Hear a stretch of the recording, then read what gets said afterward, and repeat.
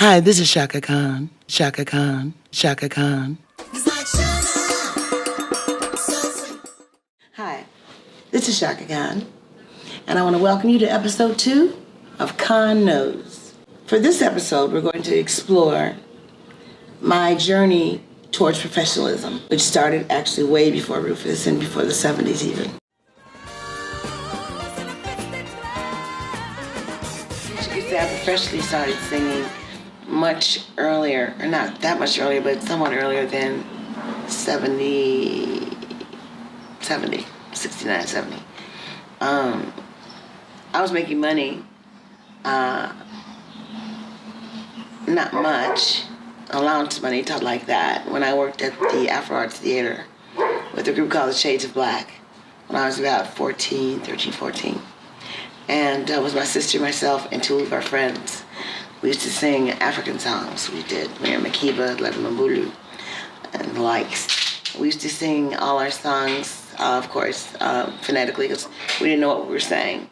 Except with Miriam's song, we did the lion song, Hiya, and we know what that was about. Of course, most people do.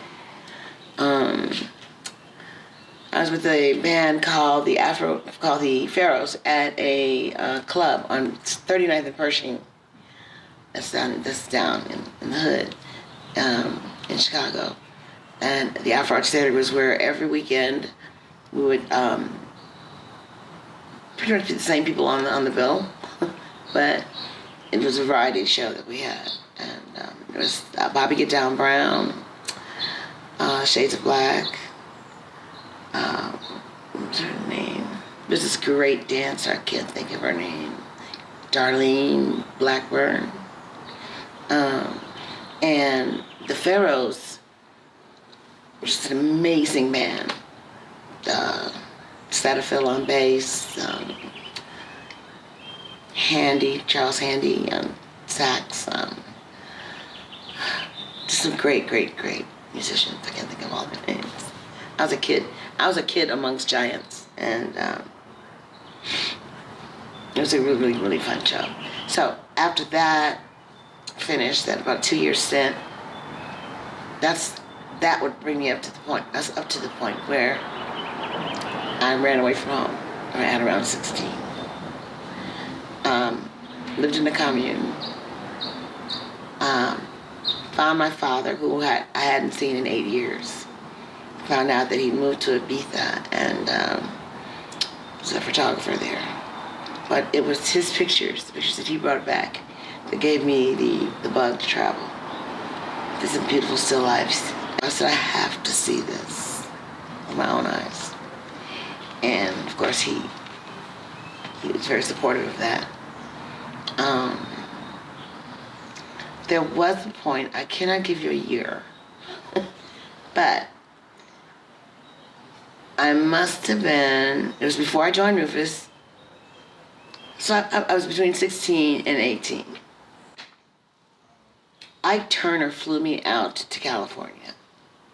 I stayed at the Jet Hotel, not far from his studios. He wanted to audition me to be one of the iCats.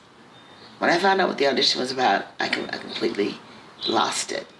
And I acted like a child, and he sent me back home.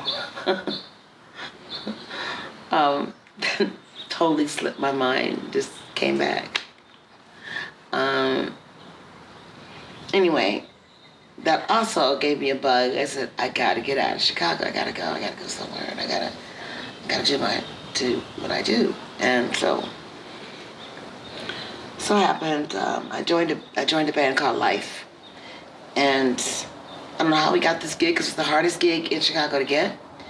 Rush Street. It was on the north side of Chicago. It was where all the tourists would come. It was like maybe 3 or 4 blocks with clubs, pubs, and the like. And there were clubs like Mothers, Lollies. I used to work at a place called Nero's Pit. And lots of people came to see us. Our work schedule was like, we worked from 8 o'clock, 8:30, maybe 8:30 till 3 o'clock in the morning. And we did 1 hour shows with 20-minute breaks from 8:30 till 3 o'clock in the morning. That's child slave labor. But I really was supposed to be in a club anyway. They didn't know how old I was. They didn't check.